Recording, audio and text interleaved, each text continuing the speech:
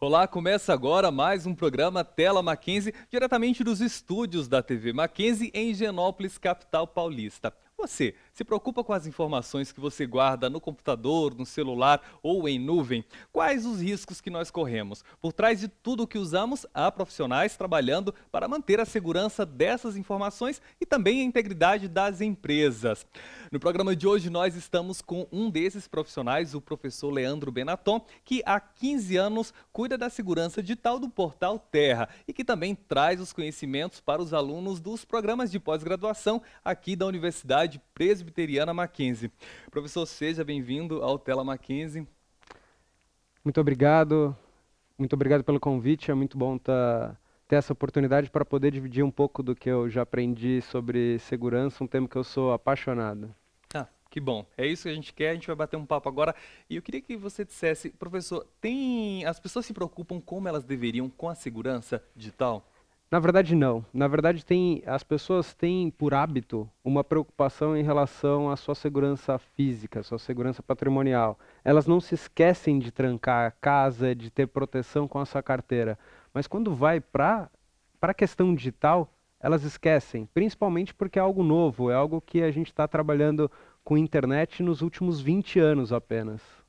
E por que a gente tem que ficar preocupado, por exemplo, com o que eu faço no celular, com o que eu faço no computador ou então em nuvem? Na verdade, tudo está no mundo digital. Se a gente for imaginar agora a nossa conta bancária, nossas informações, o principal modelo de comunicação entre as pessoas acontecem no mundo digital.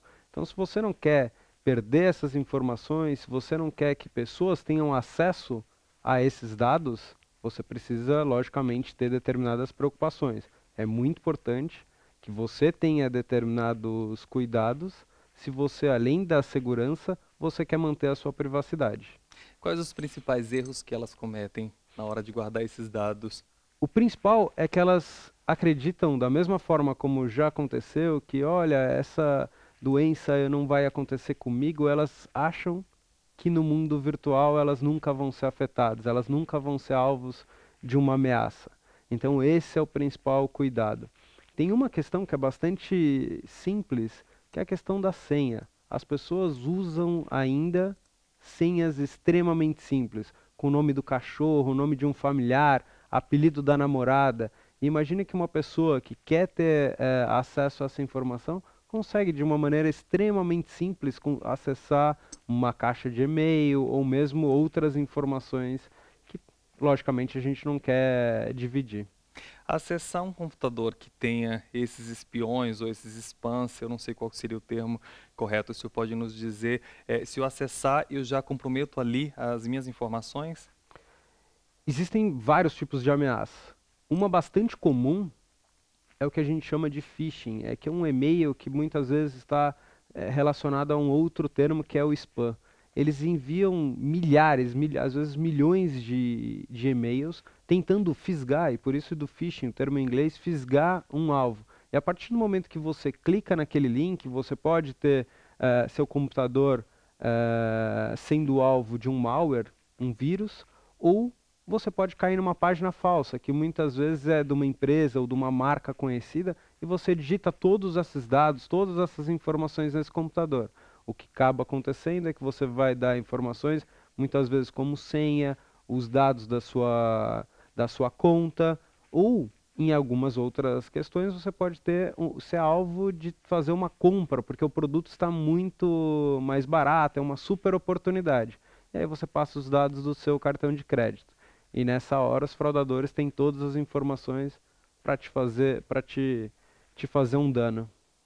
Um amigo falou uma vez que ele acessou um desses e-mails, tem cuidado e tem um determinado conhecimento, mas ele acessou um computador externo, colocou a senha do e-mail dele lá e depois o e-mail começou a enviar outros e-mails e não era ele, mandar links com vírus e com outras coisas. Como é que isso acontece, professor? A utilização de computadores compartilhados é uma situação extremamente comum. A segurança, logicamente, como eu comentei, na hora que você vai confeccionar, escolher a sua senha é extremamente importante, mas por outro lado, o ambiente tecnológico, o computador, aonde você acessa, tem que ter determinados cuidados. Porque não é só a informação que você tem, mas a informação assim aonde ela está armazenada. Então não é só o usuário que tem que ter essa preocupação. A empresa que preserva todos esses dados tem que proteger do mesmo modelo.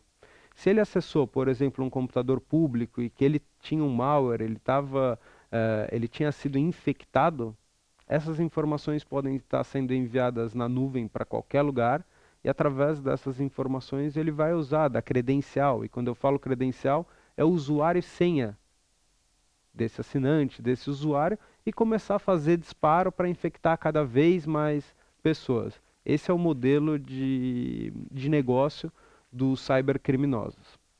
O que é importante comentar é que cada vez mais essas fraudes estão sendo sofisticadas. Então, cada vez é mais difícil uma pessoa estar preparada para não sofrer esse tipo de fraude.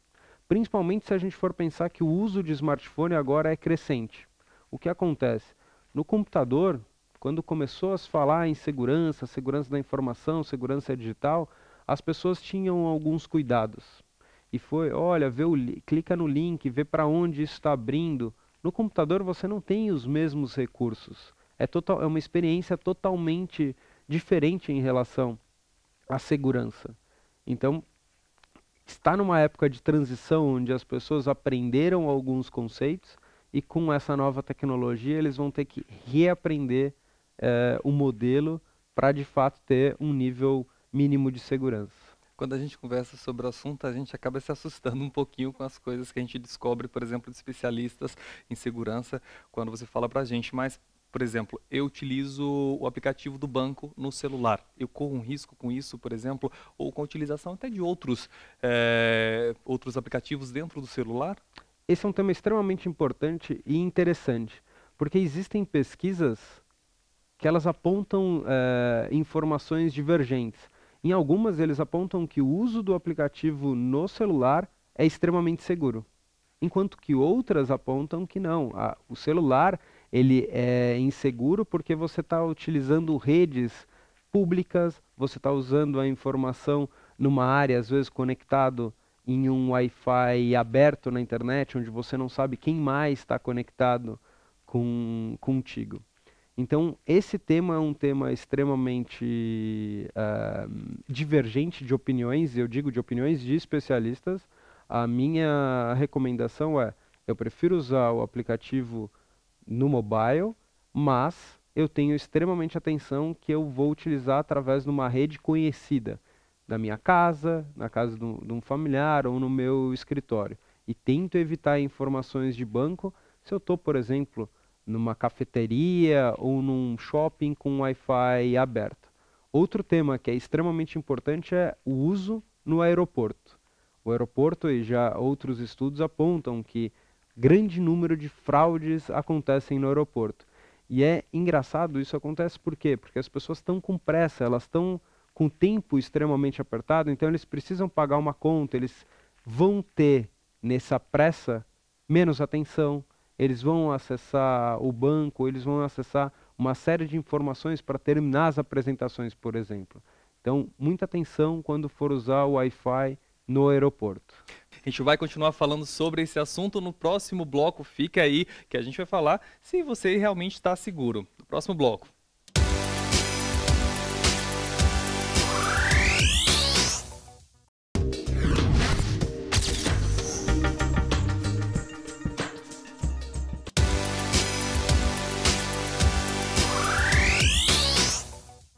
E nós voltamos ao Tela Mackenzie, nós estamos falando sobre a segurança digital. Você utiliza redes aí pela rua, nos aeroportos? Professor, você estava nos falando no bloco anterior, é perigoso utilizar os aplicativos como de banco, por exemplo, em redes de Wi-Fi que são públicas? Como é que é isso? O que acontece é que você nunca sabe quem está conectado nessa mesma rede. Imagine a rede como um espaço. E da mesma forma que, fazendo uma analogia para ficar fácil, você vai evitar espaços onde você vê que tenham elementos perigosos. No Wi-Fi, você não, ou mesmo numa rede de computador, você não sabe quem mais está conectado com você. Então essa é a preocupação. Será que nessa rede de aeroporto ou nessa rede pública não tem um criminoso tentando roubar seus dados? Se você não consegue enxergar, é melhor que você tenha precaução em utilizá-la, ao invés de simplesmente confiar, que é, como eu te comentei, o maior erro hoje das pessoas no mundo digital. Então existe uma rede mais segura, por exemplo, 3G, 4G, ou a Wi-Fi da minha casa ou da empresa? Sim, porque elas são redes restritas. Por exemplo, o Wi-Fi da sua casa, desde que você tenha uma senha, e obviamente tenha uma senha difícil de adivinhação. O que é uma senha difícil de Uma senha adivinhação? difícil é quando você não usa uma palavra que você pode encontrar no dicionário ou que as pessoas podem fazer referência. Mas como eu crio essa palavra? Faça substituições de letras e números. Por exemplo, se eu criar uma senha Benaton, as pessoas vão me associar, ou o nome do meu animal de estimação. Mas se eu deixo Benaton e nessa palavra eu adiciono alguns números, ponto de exclamação, caractere especial, já começa a ficar uma complexidade extremamente diferente. O que eu costumo comentar é que, ao invés de senhas, as pessoas deviam começar a pensar em frases. E uma super dica é utilizar uma letra de música. Pega as primeiras palavras de uma frase ou de uma estrofe que você gosta bastante e usa essas primeiras palavras de uma música que certamente você vai lembrar e que não vai ter relação nenhuma uma palavra, mas que dificilmente você vai ter problema na memorização. Mesmo na rede de casa, o senhor estava falando, eu corro risco. Se você, logicamente, não colocar uma senha, porque como você vai saber se a sua rede da sua casa é uma rede que está aberta sem senha, como você vai saber se tem mais alguém conectado contigo? Como você vai ter condições de visualizar isso para um leigo? Se tem alguém tentando roubar seus dados, se tem alguém toda interceptando sua comunicação, que é o que acontece. Então, essa é a atenção que a gente tem. O que a gente quer, e por isso da criptografia, por isso que a gente fala do cadeadinho que aparece nos sites. Porque a partir do momento que você usa essa tecnologia, a criptografia, mesmo que tenha alguém na mesma rede que você, essa informação ele não consegue identificar. Ele consegue capturar, mas ele não consegue decifrar o que está naquelas informações. Por isso é extremamente importante quando a gente acessa a um site, quando a gente compartilha informações na rede, que você esteja num ambiente protegido. Agora falando um pouquinho sobre o mundo corporativo, como é que as empresas estão se preocupando com essa questão de segurança digital? Tem acontecido casos bastante comuns, a gente já viu empresas de diferentes indústrias sendo afetadas por segurança. Primeiramente, as empresas sofriam um ataque que chama defacement. Defacement é a pichação. Eles primeiramente iam por uma questão mais idealista, mudar as informações de uma empresa e ao você acessar essa empresa ou mesmo uma página de uma cidade, de um governo, eles iam fazer alguma situação religiosa, política, mas eles passavam uma mensagem, eles usavam aquilo da mesma maneira que uma pessoa que faz uma pichação em protesto. Depois desse momento surgiu um novo tipo de ataque, que é o ataque de negação de serviço, o DDoS. O que esse ataque de negação de serviço faz? Ele deixa determinado site indisponível. Um nome bastante conhecido passou a ser o Anonymous, e eles fizeram muito desses ataques, naquele famoso caso da Sony, aonde a Sony, primeiro, ela ficou indisponível, a rede de jogos dele ficou indisponível por bastante tempo, e posteriormente as empresas e as bandeiras de cartão de crédito. Agora a gente vive um momento do vazamento de informações. Seria espionagem industrial ou algo do tipo? Tanto de espionagem, mas para roubo, porque as empresas armazenam dados pessoais, dados de pagamento, de cartão de crédito, por exemplo. Então as pessoas acabam tentando roubar o banco de dados, todo esse conjunto de informações e tentar gerar algum lucro em relação a isso. Isso eu posso te dizer por extorsão, por vazamento, como foi aquele site de relacionamento, E ele vazou todos esses dados e muita gente foi pega de surpresa.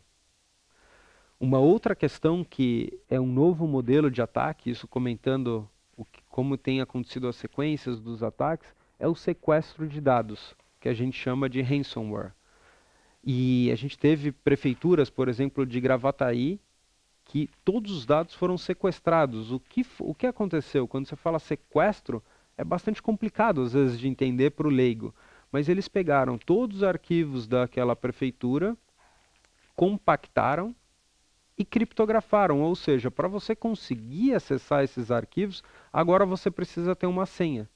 E uma senha que, logicamente, os criminosos criam uma senha com muitos caracteres, muitas vezes eles usam frases com até 100 caracteres e que as pessoas não conseguem o acesso.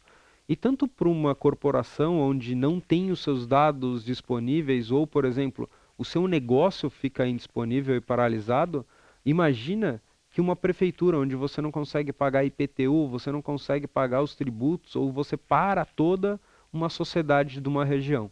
Então, esses tipos de ataques a gente tem que ter extremamente atenção, e como eu já comentei, eles estão cada vez mais ficando sofisticados.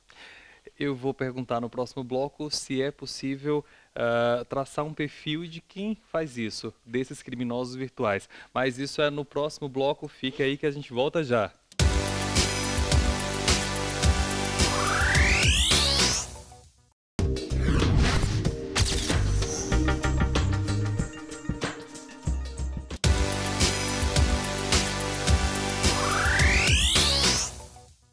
Nós estamos de volta ao Tela Mackenzie falando sobre segurança digital. Aqui conosco está o professor Leandro Benaton, que trabalha há 15 anos no Portal Terra. Professor, o que você viu nesses 15 anos aí de aparecer com relação a esses crimes mesmo que acontecem, esses atentados? Olha, Ulisses, eu posso te comentar que virou um negócio. Os crimes digitais viraram um negócio, uma profissão. E que eles usam normalmente marcas conhecidas, e nisso a marca do Terra, uma marca bastante conhecida, é alvo desses ataques. Eles fazem páginas falsas do Terra para que os usuários, os nossos assinantes, entrem nessas páginas e façam o cadastro. Uma outra coisa que é muito importante comentar é que não tem mais aquela empresa que ela é alvo de um ataque, aquele outro tipo de segmento. Eles fazem ataques massificados, todo mundo é alvo. Ele não quer saber quem é você, ele não quer saber em que país você mora. Ele vai fazer um ataque automatizado, pegando todos os computadores que estão conectados à internet, todos os sites que estão conectados, as bases de dados, os databases disponíveis e abertos. A realidade é, quem não está protegido ou quem não está tendo cuidado em relação à sua segurança, vai ser alvo de um ataque. E aí, como é que a pessoa pode se precaver? Nesse caso, por exemplo, encontra lá uma página que é do Terra ou que é de outro portal que tem uma credibilidade. Então, como é que eu posso identificar que é uma página falsa e que vai me direcionar para uma fraude, por exemplo? A identificação visual nem sempre é o único ponto de confiança, porque eles vão usar, logicamente, a identificação visual ou algo que te chama atenção. Normalmente eles vinculam a acidentes ou a temas muito que estão na mídia, a gente comenta que estão no trend. E essa questão a gente tem que ter uma preocupação, assim que você acessa uma página, principalmente e-mail, a melhor condição, ao invés de você clicar no link, se você vai fazer uma transação, e quando eu digo transação, o que é uma transação? Transação é quando você vai enviar dados para essa página. Quando você vai fazer esse tipo de transação, é muito melhor que você digite o endereço do navegador e você acesse esse site direto do navegador. Utilizando o aplicativo é uma grande maneira de você garantir que você está chegando no lugar certo através do seu dispositivo móvel. Mas usando esse caso de páginas falsas, talvez 3 anos atrás a gente tinha uma média de 2 a 3 casos por mês de novas páginas falsas. Nesses últimos tempos a gente tem mais de uma página falsa do Terra sendo criada por dia. A gente chega à média até de dias, 3 páginas diferentes sendo criadas. Então vocês trabalham 24 horas lá com a monitoração, o monitoramento disso? Segurança, ela não para. Até porque o fraudador, ele está só um clique de distância do teu computador. E não importa se ele está na China, se ele está na Coreia, se ele está na Turquia, se ele está na África. A gente tem muitos fraudadores, por exemplo, de sites de vendas de produtos, onde a própria pessoa física, o próprio usuário põe a sua venda do produto, e fraudadores africanos tentam fazer a remessa desse produto para lá e depois eles vão fazer uma transferência, a transferência não tá mais na sua conta e você toma prejuízo. Existem vários tipos de fraudes. E a mesma coisa, o que eu posso dar de sugestão para quem está nos assistindo é: você faria determinada compra de um produto quando a promoção é demais? Lembra um termo que a gente sempre utiliza de quando o desconto é demais, desconfie. Você compraria, de repente, uma televisão numa loja que você nunca entrou? Ou, ao invés de uma loja, eu poderia dizer, você compraria essa televisão de alguém na rua? Então você tem que ter alguns cuidados. Da mesma precaução que você tem no dia a dia, você tenha essa preocupação no mundo digital.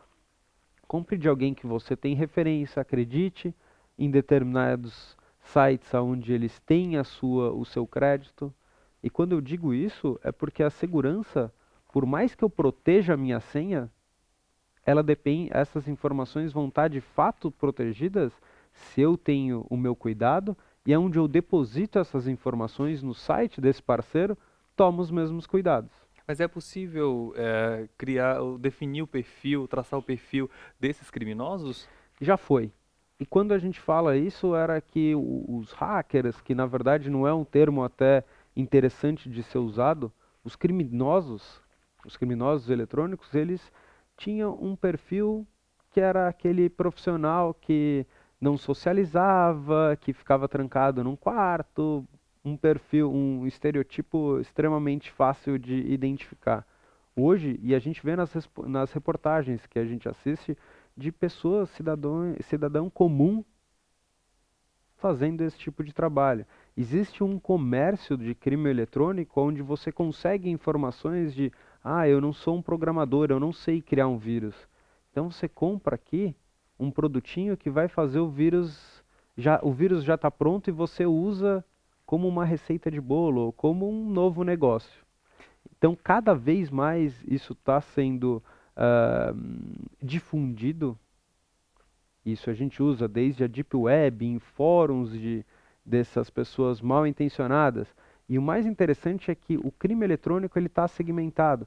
Tem aquele que coleta os dados de cartão de crédito, aquele que de fato, com essa base de dados, ele consegue gerar fraude. Então essa segmentação do crime nos dá uma visão onde qualquer cidadão, qualquer um de nós, inclusive alguém que pode estar nos assistindo, acaba ficando tentado ao ganhar o dinheiro fácil. Professor, nosso tempo está acabando, infelizmente, porque daria para fazer mais uns 2 programas sobre o assunto, porque é assustador e é pertinente, tá no nosso dia a dia, porque todo mundo usa tecnologia hoje, mas eu queria que o senhor respondesse para a gente 2 coisas a mais. Políticas públicas ou leis contra isso ou a favor da internet. Como é que está isso no Brasil? Como é que estão? Como é que é esse cenário hoje no Brasil? E quais são os principais riscos que a gente corre, que foi uma pergunta que eu fiz lá no início, na abertura do programa. Ótimo. A gente tem hoje o Marco Civil, que já tem mais de um ano de vigência, onde ele fez uma regulamentação da internet. Então a gente tem base diferente até e mais avançado do que outros países. A gente já tem uma base, uma legislação que aborda as questões de internet. Tem um anteprojeto de lei ainda de proteção dos dados pessoais. Então o que a gente consegue enxergar é que o Brasil está preocupado, assim como todas as nações, em ter uma proteção específica, ter uma legislação específica. Logicamente que a gente sabe que lei não evita crime. Não é que a partir do momento que o Marco Civil entrou em vigor, que os crimes eletrônicos passariam de existir. O que a gente tem que ter de preocupação, eu acho que a principal questão é, primeiro, a gente tentar levar essa preocupação que a gente já está acostumado do nosso dia a dia para o nosso mundo digital. Se eu tenho a minha senha, que na verdade a minha senha, uma analogia, ela é a chave da minha casa. Eu não vou deixar a chave da minha casa em qualquer lugar, eu não vou deixar a chave da minha casa espalhado com em ambiente que eu acho que eu posso perdê-la. Então não custa lembrar, senha fácil. Fora de questão. Uma outra questão, e eu gosto bastante de usar analogias, se eu quero evitar o convívio de pessoas que são... se eu não ando com criminosos, eu não vou acessar sites que tenham o mesmo padrão. Eu vou tentar evitar esse tipo de acesso a páginas que não são confiáveis ou a conteúdos que são ilícitos. Alguns cuidados básicos e relacionados à tecnologia, é importante manter seu computador ou mesmo seu dispositivo móvel sempre atualizado, ter uma proteção de um antivírus, mesmo os celulares.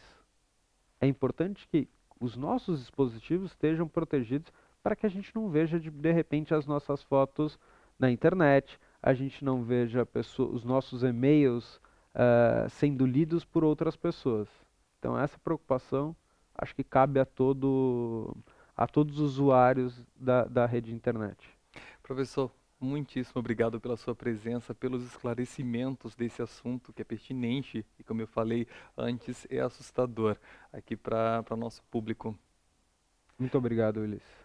Bom, nós falamos aqui sobre segurança digital, sobre aqueles acessos que a gente faz, por exemplo, em redes públicas, os riscos que corremos, e falamos com o professor Leandro Benaton, que tem 15 anos cuidando da segurança digital do Portal Terra. Se você não conseguiu ver esse programa, não tem problema, você pode acessar esse site que aparece aí na sua tela, ou então pode baixar o nosso aplicativo da TV Mackenzie. É leve, gratuito e tem todos os dias o Tela Mackenzie às 10h30 com reprise em outros horários. Eu vejo vocês lá. Até mais!